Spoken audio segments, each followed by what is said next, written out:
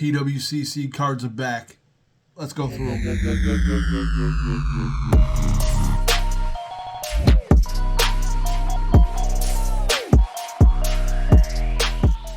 Alright, everybody. I have amassed about probably almost 30 cards from PWCC over the last, I don't even know, 8 months inside of the vault. Figured it was time to get them returned.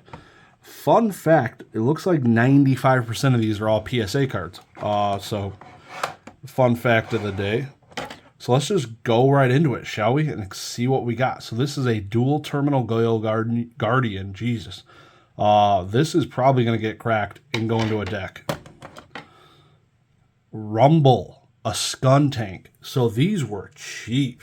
To get one of these decks sealed, you're talking $400, $500.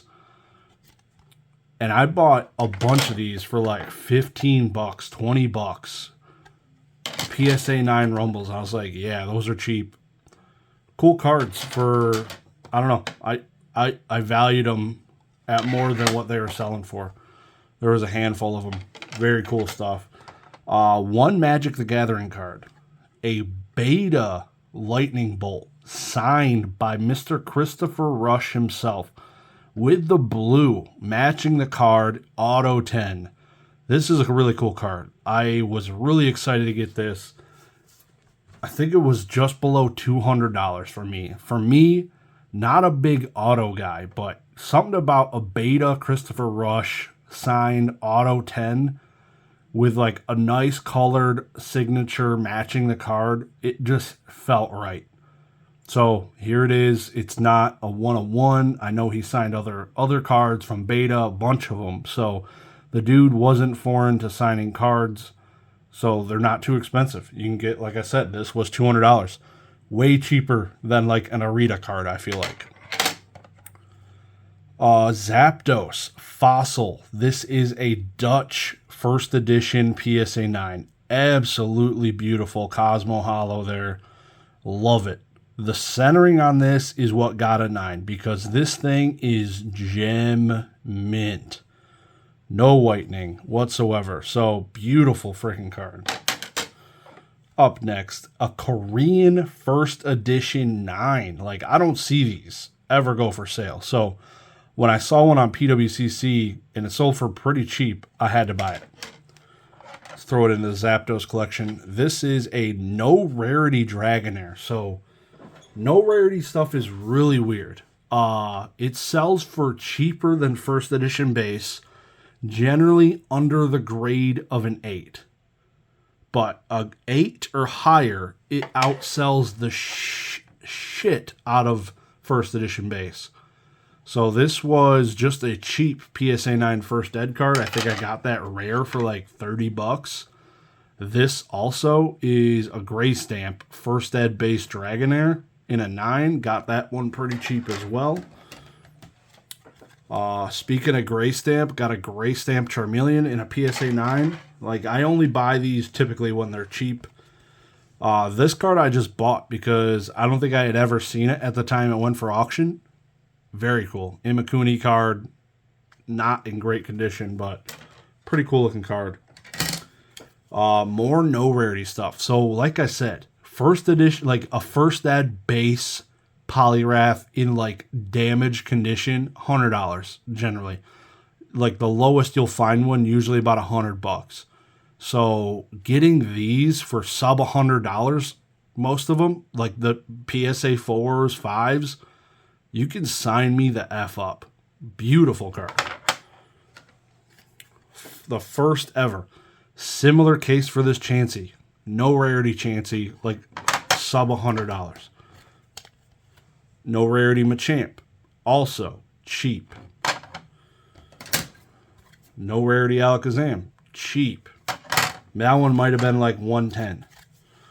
No rarity Hitmonchan, cheap. And I bought a no rarity Blastoise in a PSA 1 for like $100. This boy is damaged beyond belief.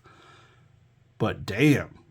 First ever printing of Blastoise, like a damaged first ed base Blastoise in this same grade, you're talking probably, I don't even know, in a PSA 1, weirdos go after that sort of thing. So it'd probably be like $250, $300 card. Cheap. No rarity glizzy in a 9. The centering's off, which is probably what did it here, unfortunately. This card I just bought because it's dope. It's the same exact Mirror Force art as the original like promo one, the Bandai promo ones. Though that cost like $3,000. It just looked dope. It was probably cheap as balls. First edition Pharaoh Servant Jinzo. I got this for $40. $40. This was going to be cracked instantly and inserted into a deck. So cool.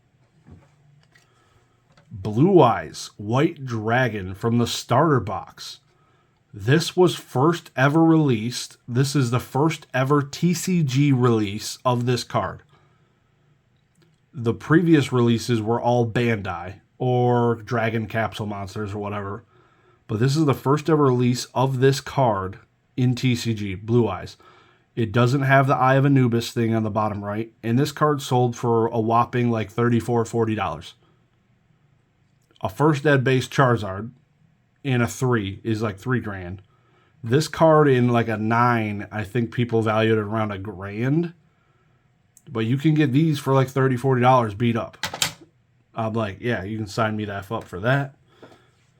Harpy Lady number 1, a PSA 9 OC. Beautiful card. There's only like 3 graded higher than this, I think, or something like that.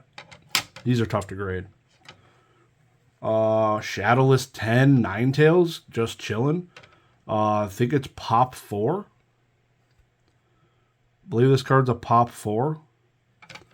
All the Shadowless cards are really low population still. Really low. 9.5 Rocket Zapdos. That's an instant 10 just by upgrading it. It's an old label though, so I might crack it and resub it. We'll see. Kickstarter Chaos Crystal. Got this for like, I think 140, 150. I think almost half of like last sold on eBay for auctions. Kickstarter cards, pretty cool. This one probably going to go on the PC. This one I bought for half of last sold on auctions. Very cool. Kickstarter, this was just over $100. PSA 10 Bigfoot Kickstarter. Pretty cool. I bought another, it was another Imakuni card, I think it is. Yeah, Shining Imakuni. So this was probably pretty cheap. It's only a 6. But it's another card that I had like never seen. This card, very cheap. I think this was like $10. I was like, dude, to get a Deoxys, I don't know. It just seems super cheap.